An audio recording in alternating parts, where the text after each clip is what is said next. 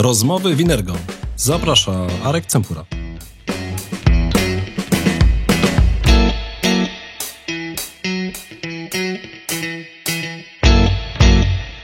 Dzień dobry wieczór się z Państwem, bo nigdy nie wiem, kiedy tego słuchacie lub nas oglądacie. Arek Cempura i Rozmowy Winergo. Nasz świat, można powiedzieć, jest coraz bardziej bezprzewodowy. Właściwie nie wyobrażamy sobie dzisiaj korzystania z różnego rodzaju komputerów, telefonów i jeśli musielibyśmy je podłączyć jakimś kablem do sieci komputerowej. Po prostu bierzemy sprzęt, korzystamy, a jeśli jeszcze na ten temat zaczniemy rozmawiać z młodszym pokoleniem, to spojrzy na nas z lekkim dziwieniem. No ale kabel, po co? No kabel chyba, że do prądu. I tutaj często też pada ze strony dzieci hasło: tato, a kiedy prąd też będzie bezprzewodowy? Także myślę, że czekamy też na takie rozwiązania, żeby być całkiem bezprzewodowi. Oczywiście przesyłanie bezprzewodowo prądu już gdzieś na świecie się dzieje, są tego rodzaju eksperymenty. Może i z czasem my tutaj w Rozmowie Winergo będziemy na ten temat rozmawiać.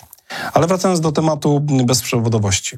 Dzisiaj właściwie w każdym domu, można powiedzieć, jest sieć Wi-Fi. W każdej firmie, w wielu instytucjach publicznych, w wielu miejscach, gdzie przychodzimy, oczekujemy, że tam będzie Wi-Fi. I tutaj jest wiele różnych ciekawych rozwiązań, które umożliwiają zbudowanie takiej właśnie sieci Wi-Fi. Dzisiaj opowiemy o jednym z nich, a opowie o tym mój gość Łukasz Włodarczyk. Serdecznie. Z Łukaszem miałem już okazję rozmawiać. Jeżeli chcecie posłuchać, to na przykład na temat rozwiązań SD-WAN, zapraszam serdecznie do Rozmowy Winergo. Poszukajcie Łukasz Włodarczyk. Myślę, że z czasem przy wynikach wyszukiwarek oprócz na przykład Anity Włodarczyk będzie się pojawiło również Łukasz Włodarczyk. Łukasz, a właśnie, z Anitą Włodarczyk masz coś wspólnego? Nie wiem, też coś... Nazwisko, dosyć popularne, dosyć znane, nie rodzinne, nieznajome, ale jest sporo osób o tym nazwisku. Między innymi Agata, socjolożka, specjalistka od relacji i od community w Gdańsku, więc tych osób o tym nazwisku jest naprawdę bardzo dużo. Rozumiem, że też jak Anita rzucała młotem, to jednak tak czułeś taką jednak związek, patrzyłeś jak... No ja akurat bardziej jestem rugbystą, ale rzeczywiście lekka atletyka. Czekaj. Tego nie rugbystą, ale rugbystą w takim klasycznym rugby, czy tym takim futbolu amerykańskim? No jak mówimy o rugby, według naszego związku rugby, rugby generalnie jest tak, że to jest rzeczywiście tylko i wyłącznie jeden sport. Bez ochraniaczy, wkładka na zęby, żeby sobie ich nie wbić w podniebienie i tyle. Czyli tak naprawdę jak patrzymy na takie typowe zawody światowe rugby, to jest właśnie ten moment bez tej całej agresji, bez tej otoczki takiej siłowej, tylko to jest po prostu element dotyczący co? No okej, zdarzają się tam jakieś przepychanki, tak? Zdarzają się, zresztą nie oszukujmy się, jesteśmy dzisiaj w mieście, w którym jest też bardzo mocno utytułowana drużyna, zespół dosyć znany na rynku i w tym świadku. Natomiast rzeczywiście początki były dosyć ostre i dosyć specyficzne. W tej chwili no to trochę się ugładziło. Szanowni Państwo, nagrywamy w Łodzi. Chyba możemy tutaj jakoś nazwać. No oczywiście są budowlani. Łódź najbardziej znany zespół tutaj stąd. Okej. To jest dosyć ciekawy temat, jak widzisz, wyszedł tego rugby. Myślę, że kiedyś go wykorzystam przeciwko tobie. Interesowałem się kiedyś tym sportem. Najbardziej mi się podobało, swego czasu oglądałem, byłem chyba Mistrzostwa Świata. I bodajże, żebym czegoś nie popełnił. 6 narodów. Nowa Zelandia grała z kimś tam, to pamiętam, ale najbardziej mnie wtedy zafascynowało to opomiarowanie zawodników. Czyli tak naprawdę jak patrzyłem potem na pewne statystyki, na przebieg, nawet jakby jest tam, oni mają jakieś specjalne urządzenia wmontowane, tak, widać z tyłu na koszulkach, po których widać potem, jaką trasę przebiegali i chyba na podstawie też są jakby podejmowane decyzje, jak się zachowywać na następnych zawodach, jak się zachowują zawodnicy, tak, jaką mają prędkość i tak dalej. Tak, w moich czasach takiego sprzętu nie było. Tutaj był trener, który rzucał piłką albo walił w łeb, jak coś nie wyszło tak, jak chciał. Okej. Kończąc temat rugby. Do przodu kopiemy, do tyłu podajemy? Do tyłu albo w bok. Okej, czyli żeby ta piłka znalazła się gdzieś tam z przodu, to po prostu trzeba ją tam wykopać. A najlepiej dobiec z nią tam, gdzie trzeba. Dobiec z nią i tam to przyłożenie? Okej, no dobra, to dosyć ciekawe.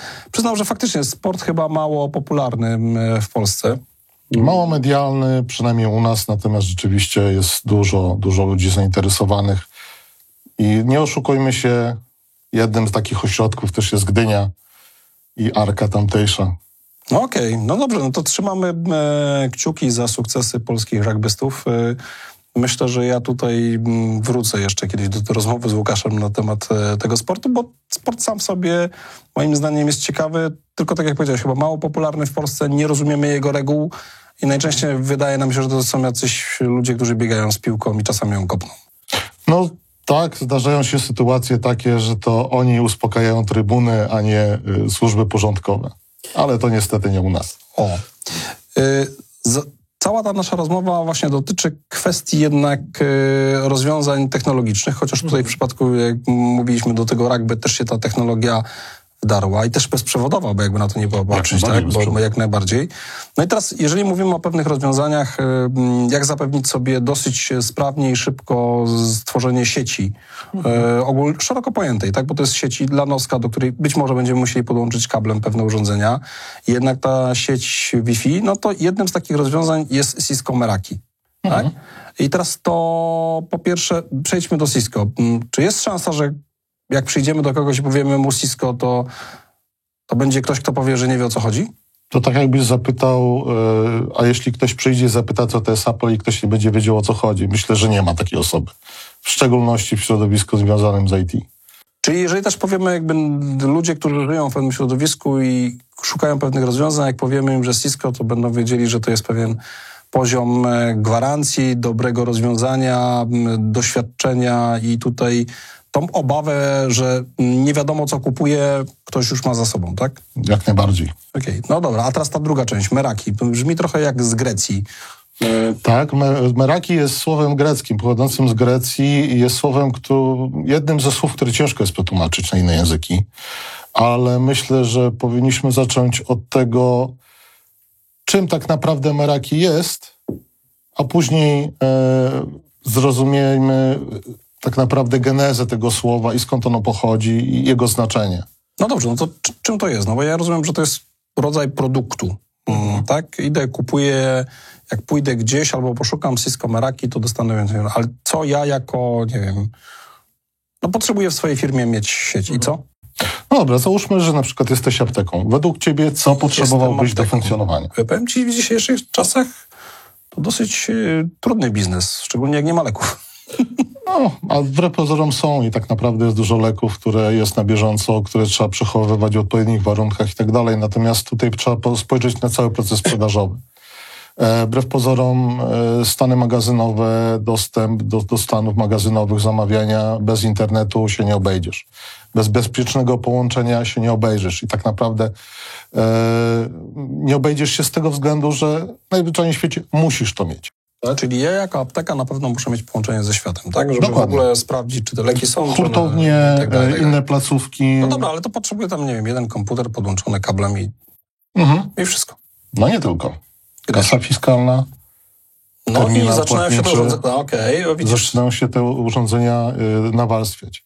Nie oszukujmy się, apteka jest też o tyle specyficznym odbiorcą, że tam jest potrzeba monitorowania temperatury i warunków przechowywania tych leków. Jest wiele leków, które wymagają pewnego zakresu temperaturowego, odpowiedniej wilgotności.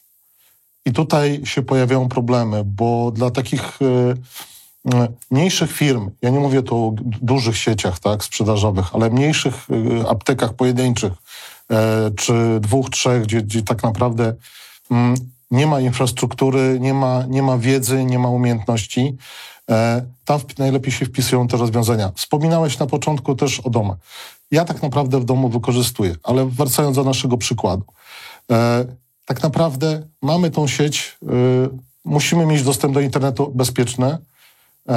Nie oszukujmy się, włamania, dostępy do systemów finansowo-księgowych, bankowość elektroniczna, to musi być odpowiednio zabezpieczone. Więc jak najbardziej w portfolio Meraki są firewall z odpowiednimi usługami. Oczywiście cała idea, która jest tam zbudowana, pewien początek miała w dawnych czasach, kiedy ten firewall nie był rozbudowany. W tej chwili jak spojrzycie tak naprawdę na ilość usług, i funkcjonalności, które są w tych firewallach Meraki, można powiedzieć, że to jest 1:1 Cisco. Czyli mamy Talosa, mamy Umbrellę, mamy wiele innych rozwiązań, Snorta na przykład. Wiele innych rozwiązań, które budują to bezpieczeństwo na brzegu sieci. Czyli to Cisco Meraki mamy bardziej kompletne niż tylko zapewnienie dostępu tym urządzeniom do internetu, czy też łączenie się tych urządzeń między sobą, bo teraz mówisz o firewallu, czyli tak naprawdę pojawia się coś dodatkowego, czyli tak naprawdę coś, co zabezpiecza wtargnięcie do mojej firmy. No bo to, że ja będę celem ataku, to jest tylko kwestia ROI. Już w ramach rozmowy z Inergo z jednym naszym gościem rozmawialiśmy na temat cyberbezpieczeństwa, więc tylko to jest kwestia opłacalności. Tak? Jeżeli się okaże, że ktoś stwierdzi, że warto dostać się do chociażby tej przykładowej apteki, bo zobaczyć, jakie tam są jakieś leki i potem przyjechać po nie i je ukraść, no to jest element albo skraść dane chociażby klientów. Nie oszukujmy się, właśnie dane klientów, dane, które są tak naprawdę danymi wrażliwymi, bo te dane, które są na receptach, to są numery PESEL, to są adresy, imię, nazwisko, tak? Więc tak naprawdę tam jest bardzo dużo danych przechowywanych w tych systemach. No tak, mamy osobę, wiemy, jakie leki bierze, to też my jakby jesteśmy w stanie jej, nie wiem, zaszkodzić chociażby, tak? No bo to w ten sposób. No dobrze, czyli mamy to Cisco Meraki, co? A skąd ja będę wiedział, co ja mam kupić? No przyjść do mnie, tak? I się dowiedzieć. Natomiast wiesz co, tak jak wspomniałeś, kompleksowe portfolio produktów, bo tak naprawdę Meraki jest platformą. Pierwszy raz używam tego hasła, dlatego że grupa produktów jest bardzo duża. Mówiliśmy o zabezpieczeniu logicznym, bezpieczeństwo fizyczne. Zobaczmy, że w takiej kolejce może ktoś zasłabnąć. Może się pojawić kieszonkowiec, który kogoś okradnie. Może się zrodzić sytuacja, gdzie ktoś będzie próbował uzyskać dostęp do psychotropów, na przykład napadając na taką aptekę, czy pozyskać środki finansowe, okraść po prostu. Mhm. I tutaj z fizycznego bezpieczeństwa nawet coś mamy. Kamery rejestrujące całe środowisko, tam gdzie je zamontujemy. Czy to na tej sali obsługi, czy w wejściach, czy w magazynach. To jest kolejna rzecz, która jest w tym portfolio Meraki. Pod koniec powiem, co łączy jako platformę te wszystkie produkty. Dobrze, czyli teraz tak. Pierwszą rzeczą, którą mogę zrobić, jeżeli cokolwiek orientuję się w swoich potrzebach, co chcę podłączyć, no to sobie myślę i tak, będę potrzebował tyle i tyle mieć urządzeń podłączonych, tak, chcę mieć dostęp do sieci, ta sieć będzie do mnie, przyjdzie w taki, a nie inny sposób, to nie wiem, światłowód, cokolwiek innego, bezprzewodowo, będę się musiał z czymś połączyć, więc rozumiem, że ten punkt dostępowy po stronie tego Meraki też będzie, do którego to podłączę. Teraz to, co powiedziałeś, jeżeli kamery, no to też będę kamery, tyle i tyle sztuk, tak, do rozmieszczenia, one też, rozumiem, działają bezprzewodowo. Czyli są i takie kamery, są i takie, z tego względu, że te o dużej rozdzielczości, o wysokiej jakości obrazu zużywają większą ilość pasma. Więc albo większą ilość access pointów, albo okablowanie. Zresztą je trzeba też jakoś zasilić, tak? To o czym wspominałeś, że jakoś trzeba te telefony naładować.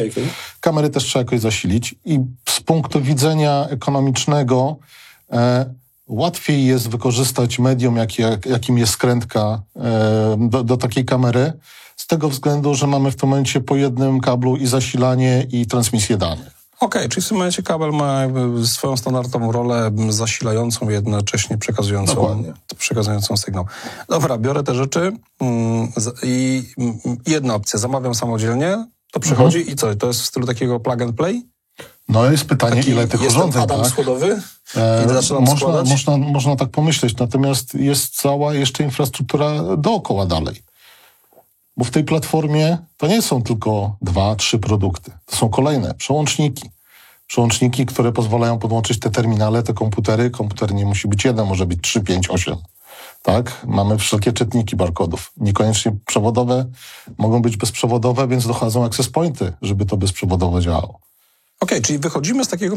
zaczęliśmy od tej apteki. Z reguły w większości nas apteka kojarzy się raczej z niewielkim pomieszczeniem tym do obsługi klienta, ale tak naprawdę z tego teraz, co mówisz, to może być bardzo duża apteka, albo potem zaczyna być już sklepem, albo pomieszczeniem, które ma powierzchnię i wiele różnego rodzaju urządzeń. To, co powiedziałeś, monitoring, jakieś kasy podpinane, jakieś inne terminale, to, co powiedziałeś o tych urządzeniach do pomiaru temperatury, czyli rodzaj IoT, Sensory, które tak zbiera, naprawdę. gdzieś tam są przesyłane, włącza albo wyłącza alarmy i tak dalej.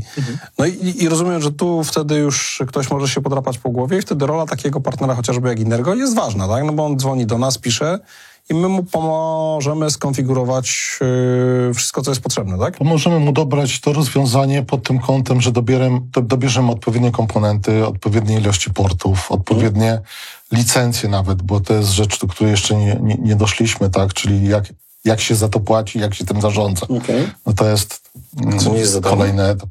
No nie ma nic za darmo, tak? Sprzęt kosztuje. Słyszysz za darmo, albo jak Netflix, to wiesz, to Netflix nie jest za darmo tak naprawdę. Można powiedzieć, że Spotify jest za darmo, ale... Właśnie, tak? To tak jak w przypadku Netflixa, tutaj jest też tak, że kupujemy jakiś standardowy pakiet i on musi być tak, żeby on działał. No, jeśli nie wykupimy tej subskrypcji w przypadku Meraki rocznej, 3-letniej, 5-letniej, 7-letniej, tak? To po prostu po tym okresie to rozwiązanie przestaje spełniać swoje zadania, przestaje funkcjonować. Powiem o pewnych wyjątkach, które są ciekawe. Czy za wszystko trzeba płacić? Nie za wszystko, ale do tego dojdziemy za chwilę. To teraz podsumujmy tą część. Czyli tak, skonsultowałem się, dostałem propozycję, jak to powinno wyglądać. Dokonuję zamówienia. Przyjeżdża do mnie sprzęt, tak? Mogę go sam zainstalować, ewentualnie też mam usługę partnera, który przyjedzie, to wszystko rozmieści, przetestuje, będzie to wszystko funkcjonowało. No i kwestia, tak jak powiedziałeś, jakiegoś oprogramowania, tak? Licencje, tak? Które zapewniają, że tyle użytkowników może być takie funkcje uruchomione. No i teraz przechodzimy do tego elementu jak Spotify czy jak Netflix. To była fajna rzecz, bo tam jest jednak pewien okres bezpłatny, takiego przetestuj, tak? Try and buy. Możemy przygotować proof of concept, czyli tak naprawdę rozwiązanie, które pokaże funkcjonalności na jakichś pojedynczych komponentach. Przygotujemy i będziemy w stanie zaprezentować wam funkcjonalności i wizję tego, jak to będzie funkcjonować u was. Natomiast wielu klientów przyjdzie do partnera, płaci za subskrypcję. Dlaczego ma płacić za zarządzanie, za monitorowanie i tak dalej, tego dalej? Zobaczycie za chwilę, jak to wygląda, jak to funkcjonuje. Możecie skorzystać z demo, które jest dostępne na stronie Meraki pod adresem widocznym i tam przeklikać sobie, jak to wygląda i jak łatwe jest w zarządzaniu, w monitorowaniu, w konfiguracji. Możecie zobaczyć nie tylko i wyłącznie, jak firewall wyglądają, ale też możecie zobaczyć, jak to wideo i zarządzanie nim jest widoczne, jak wyglądają nagrania, jak wygląda rzeczywisty obraz, jak przydzielane są licencje, jak wyglądają alarmy i wszelkie informacje z tym związane. To jest coś, co po kolei prezentuje wszystkie możliwe dostępne funkcjonalności w środowisku. Oczywiście jest to typowo labowy dashboard, czyli nieważne, czy tam jest Pensylwania, czy tam jest Londyn, to jest z tego samego labu. Natomiast chodzi o pokazanie geolokalizacyjnie, że tak naprawdę może być to wszędzie. Czy to jest Warszawa, czy to jest Łódź, Gdynia. Czyli teraz tutaj jest ten element dotyczący, czyli tak, mamy infrastrukturę, mamy te licencje wykupione i teraz to, co powiedziałeś, to zarządzanie, ono jakby odbywa się z poziomu chmury, tak? Bo to jest dostęp do jakiegoś wspólnej platformy, która jakby jednocześnie monitoruje wiele takich instancji, tak? I w ramach tego takich punktów lokalizacji ja wchodzę na ten swoje i patrzę to, co mnie widzę dokładnie... to, co jest w moich, tak? I tutaj zawsze się pojawiają kwestie bezpieczeństwa, czy ktoś jest w stanie się włamać i tak dalej. Cisco wykorzystuje wszelkie swoje technologie, żeby to zabezpieczyć. To jest szyfrowane, odpowiednio zabezpieczone pod kątem dostępu też do samej chmury. Tak naprawdę nie jesteśmy na chwilę obecną w stanie znaleźć luki w tym rozwiązaniu. Pod kątem bezpieczeństwa, nie tylko i wyłącznie tego, jakie zapewnia nam jako klientowi, ale też wykorzystanej technologii do zabezpieczenia tego kanału administracyjno-monitorującego do chmury. To jest dedykowana chmura, dedykowana pod rozwiązania Meraki i co jest jeszcze ważne, ze względów regulacji prawnych, bo to też może dotyczyć niektórych pracowników, niektórych przedsiębiorców, jest możliwość ograniczenia takiego, że chmura będzie korzystała tylko z zasobów Unii Europejskiej. I to w momencie tworzenia, nazwijmy to, środowiska, zakładania firmy, jest możliwość wybrania, że tylko i wyłącznie zasoby EU. Te dane związane z monitoringiem nie będą wychodziły poza Unię Europejską. Okej, to też może być ważne dla wielu. No i teraz to czyli mamy tak naprawdę takie kompletne rozwiązanie, trochę tak jak mówiliśmy, taki plug and play, tak? Czyli ktoś mi pomógł zaprojektować, czyli tutaj w domyśle Inergo, wiem co zamówić, przyjeżdża do mnie, mogę spróbować sam, tak? Jak najbardziej. Bo ja znalazłem swego czasu taki tytuł albo takie hasło na Spider's Web, że właściwie Meraki to taki Apple pod względem tego, że po prostu przysyłasz, otwierasz to pudełko, jest ten moment amazing, unboxing, podłączasz i działa. No, warto spojrzeć, dlatego że rzeczywiście to tak wygląda i tak jest zaprojektowane. Nawet ten efekt otwierania pudełka, kiedy podnosisz iPhone'a i to w odpowiednim czasie się otwiera, naprawdę to jest typowo amerykańskie podejście do wysokiej jakości produktu. I rozumiem, że tak naprawdę trochę, jak wrócimy do tego źródła słowu Meraki, tak, to też chyba to, o czym teraz mówimy, to przyświecało twórcom, kiedy sobie tą nazwę wymyślili dla tego rozwiązania, tak, że ona ma być takie po prostu, nie wiem, no take it easy. No tak naprawdę jak spojrzymy na ścieżkę i produkty i funkcjonalności, które się pojawiały, to zobaczycie w 2020 pojawiły się już sensory, czyli praktycznie 2 lata temu. I to obrazuje tak naprawdę, dlaczego ten produkt się nazywa Meraki. Bo Meraki to jest podejście z pasją, tak? To jest, jak wspomniałem na początku, bardzo ciężkie do przetłumaczenia słowo greckie, jedno z wielu. Natomiast to obrazuje podejście z pasją do jakiegoś tematu, z zaangażowaniem, z innowacyjnością. Tak naprawdę włożenie serca w produkt i rozwiązanie w tą platformę właśnie, jaką jest Cisco Meraki. Czyli Meraki mamy tutaj z pasją, z sercem. Z Cisco mamy gwarancję jakości wykonania, tak? Bo jednak to, co powiedzieliśmy, no nie zdarzy się ktoś, kto się interesuje chociaż trochę teleinformatyką, żeby nie znał brandu Cisco. Plus te wszystkie doświadczenia, o których wspomniałeś wcześniej, parę różnych trudnych nazw związanych z bezpieczeństwem, zapewniające, że to nie jest takie że to nie jest tani zastępnik. To jest po prostu inne rozwiązanie dostarczane przez Cisco, z taką samą jakością. No trochę jakbyśmy powiedzieli, że wybieramy samochód jakiejś marki uznanej i kupujemy albo super jakiś tam model, albo kupujemy jakiś inny model, ale wiemy, że wszystko to, co jest zagwarantowane przez tą markę, jest również w tym modelu, tak? No w samochodach mamy takie sytuacje, że jest kilku producentów, a są na przykład te same silniki, które we wszystkich samochodach mają podobną, że tak powiem, żywotność. Podobne wydajności, osiągi, ekonomię. Tu jest podobnie, tak? Troszkę jest inna logika do samego opakowania, do tego, jak się tym zarządza, ale jak najbardziej w środku to jest ta jakość, funkcjonalność. I co jest ważne, że Meraki tak naprawdę nie dostosowuje się funkcjonalnościami, tylko patrzy na potrzeby klientów. Stąd to portfolio się tak rozbudowuje. Dla mnie osobiście brakuje tam jeszcze jednego klocka, który jest w Cisco, a czego nie ma w Meraki, czyli w jednym portalu, jakim jest dashboard, zarządzania nie tylko i wyłącznie firewallami, przełącznikami, access pointami, sensorami, kamerami, a mi brakuje jeszcze telefonii IP. W tym momencie mielibyśmy kompletne środowisko do zarządzania praktycznie całą firmą. No dobrze, ale może jakby jest tak, że jakby tą usługę telefonii zapewniają te urządzenia końcowe, które są, w związku z tym oni już nie chcą się jakby na razie dzisiaj, albo może na razie dzisiaj jeszcze nie stwierdzili, że ta potrzeba jest na tyle duża, żeby tam inwestować w IP, bo jeżeli masz podłączone jakieś końcówki, które ci zapewniają możliwość korzystania z czegoś jak telefonia IP, no to wychodzą z założenia, że to masz, bo dzwonisz.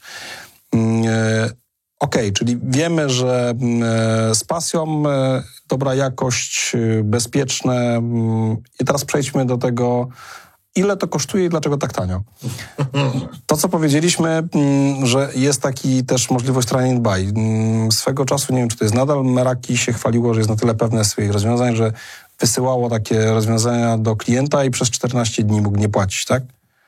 I dopiero tak po 14 dniach właściwie dopiero tam wyłączali cię, jeżeli nie zapłaciłeś, bo wiedzieli, że miałeś czas, który jest do sprawdzenia. No i teraz kwestia tych wszystkich takich subskrypcji, nie wiem, tego abonamentu, jak to wygląda? No właśnie, tutaj to ja trochę łączę z licencjami, trochę z subskrypcjami. Dlaczego? Dlatego, że jak w przypadku produktów, nazwijmy to dorosłego Cisco, tutaj też są pewne poziomy licencjonowania, tak, z funkcjonalnościami, tak, żeby dopasować się do potrzeb klienta, a jednocześnie nie dawać mu funkcji, z których nie wykorzysta, a za które musi zapłacić. Więc tutaj też jest pewne poziomowanie.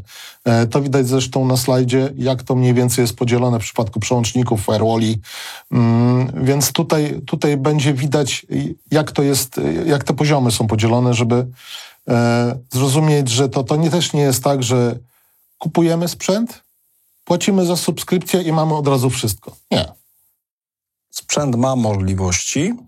Są możliwości, ale my po prostu je sobie wybieramy. Wybieramy, z czego będziemy korzystać. Z jakiejś palety, tak? Czyli okej, z tego będę, z tego nie będę i wtedy...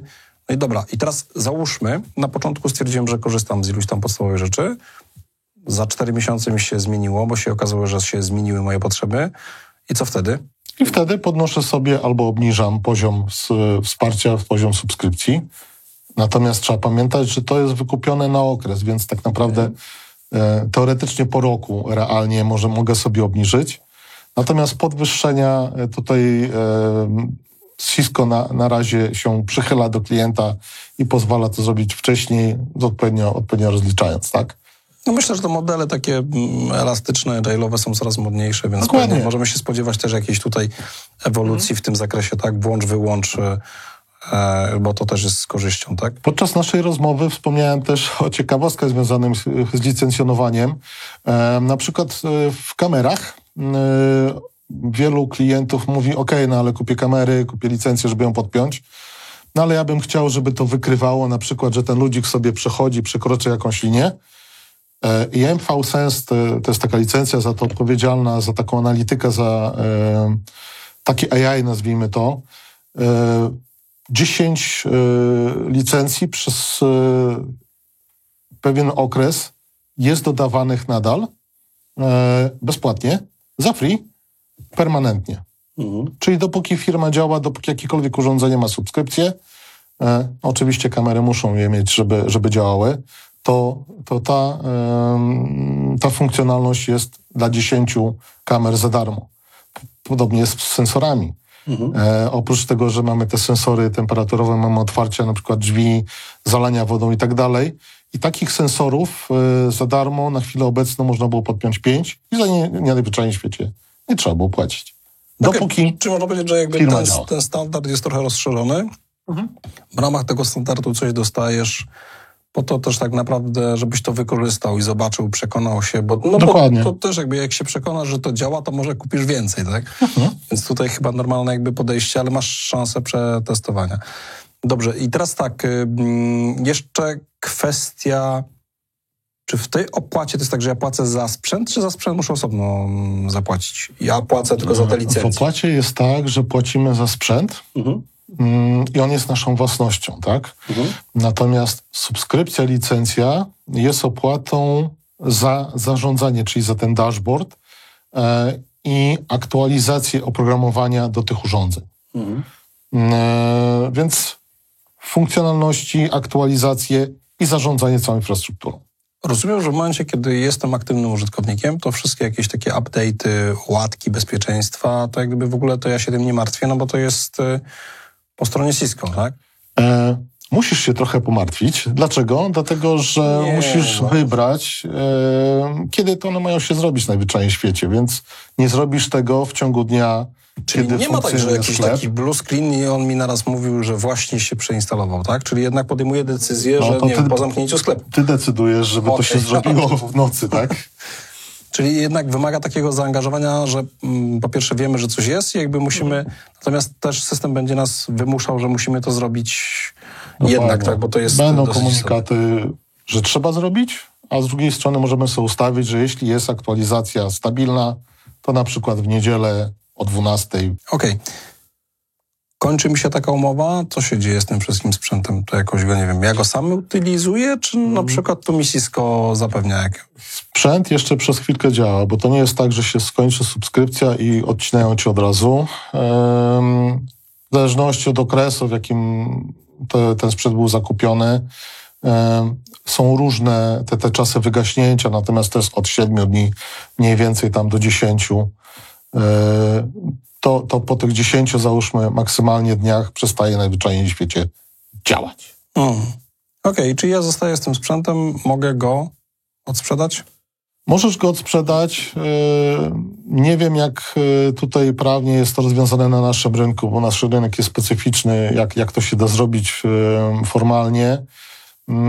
Natomiast po prostu masz Dobrze, ale może się okazać, że podstawki ja nie wiem, coś innego zrobiłem, a ktoś stwierdzi, okej, to ja odkupię od ciebie ten używany i co? Jak go odkupi ode mnie te używane rzeczy, to będzie miał możesz możliwość sobie kupić subskrypcję, dołączyć do swojej infrastruktury jak najbardziej. Mnie się zmieniło zapotrzebowania, trochę wymieniłem inny sprzęt, a ktoś... Tak, nie wiem, czy to jest zgodne z polityką, ale da się to zrobić. Okej, dobra, to tutaj... Nikt nie słyszał. Będziemy musieli to jakoś stać. Dobrze, to teraz tak, kwestia dotycząca dla kogo? Czyli ja rozumiem dla domu Łukasza Włodarczyka, bo to są takie mini rozwiązania, tak? Takie home office. I gdzie jest sky is the limit? Tak naprawdę tak, bo mamy też przełączniki data centrowe 10-40 gigowe, więc tutaj nie ma najmniejszego problemu, żeby ogarnąć naprawdę infrastrukturę dosyć wydajną i krytyczną i żeby to poprawnie funkcjonowało jak najbardziej. Firewall też mają takie wydajności, że w gigabitach bez problemu ogarniają ruch z pełnym skanowaniem, z pełną analityką. Natomiast to też bardzo dużo klientów, bardzo dużo, w szczególności mniejszych, indywidualnych, mam tu na myśli jakieś tam kafejki i tak dalej, które marketingowo mogą też wykorzystać to rozwiązania. Myśli, że muszą kupić firewalla, przełącznik, access pointa, co jest totalną nieprawdą, dlatego że w przypadku tak małej kafejki, bo o co chodzi? Chodzi o budowanie wizerunku i chodzi o koszty, tak? Bardzo często dostajemy proste urządzonko od operatora, natomiast my klientom chcemy tylko i wyłącznie zapewnić na ich potrzeby na przykład dostęp bezprzewodowy, ale jak ich uwierzytelniać, tak robić hasełka i tak dalej. Okay. Więc w dobie obecnej, że tak powiem, powszechności urządzeń mobilnych, jest to problematyczne i ciężkie. Więc dlaczego nie uwierzytelniać ich poprzez na przykład Facebooka, żeby logowali się swoim profilem facebookowym, Gmailem. I w tym momencie wstawiamy jednego access pointa, podłączamy go kabelkiem do tego routerka, który nam dostarczył operator, podłączamy zasilanie, ustawiamy, że tutaj się wyświetla, klikasz jak polubisz naszą stronę na Facebooku. To dostaję, czy nie właśnie. I dostajesz dostęp do internetu. Więc od takich malutkich aż po naprawdę korporacyjne rozwiązanie.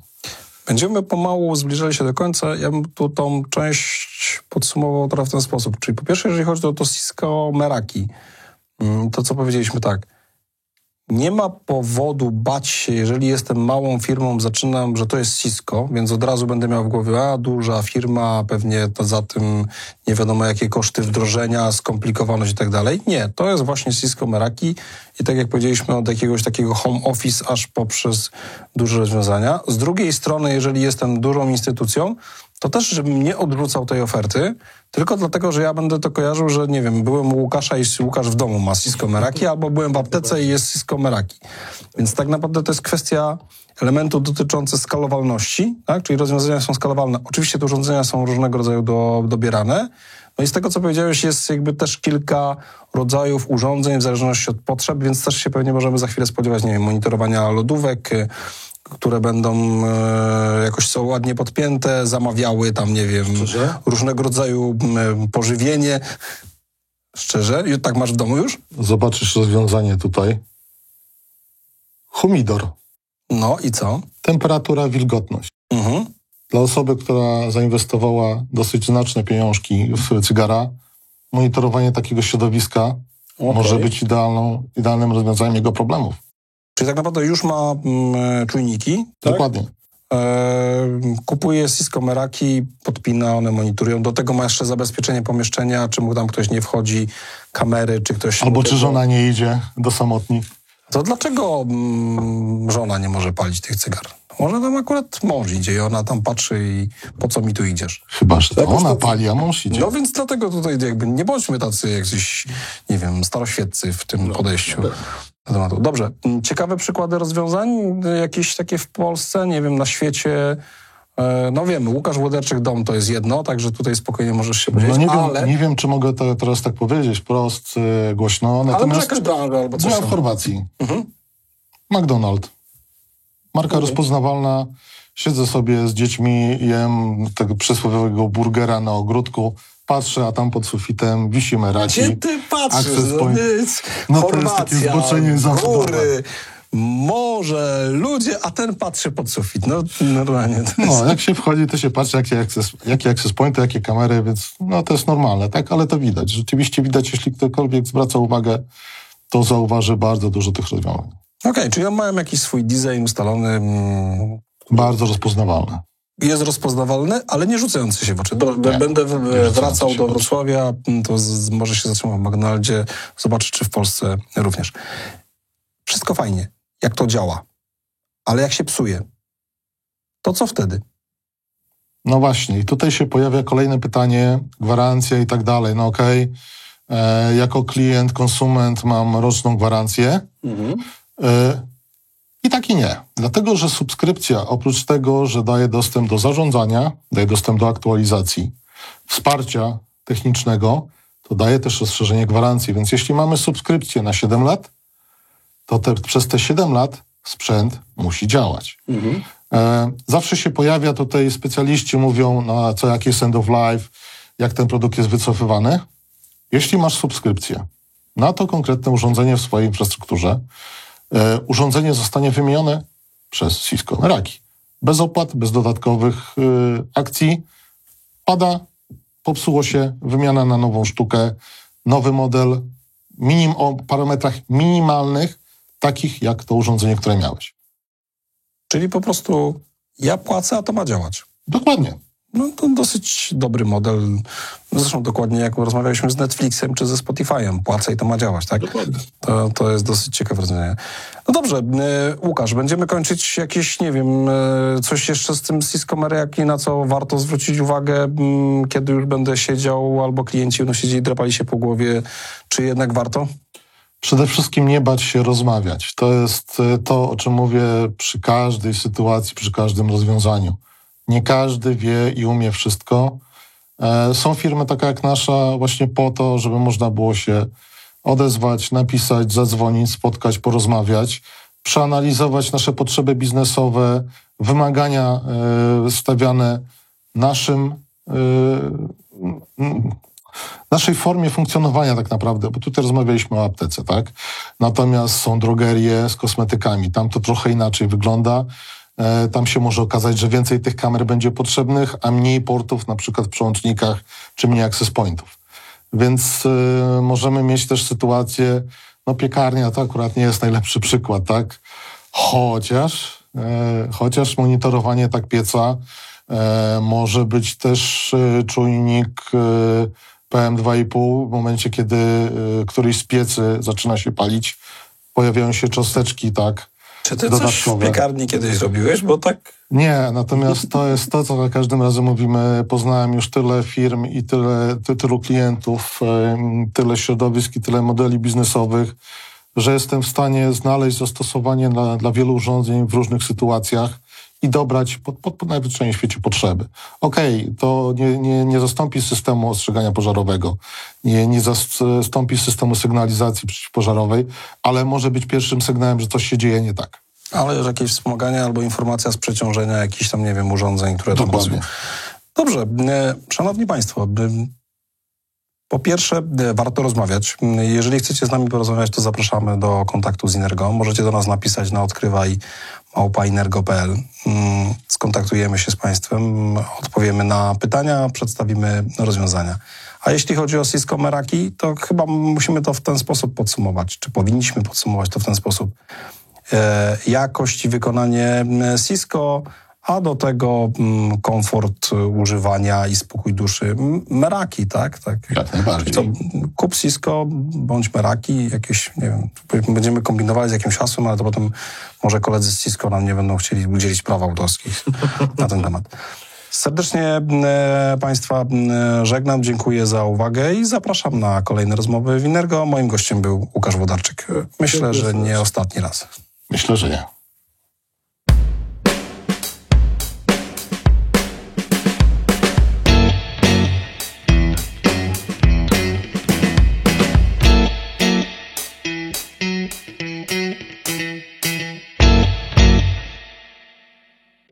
Thank you.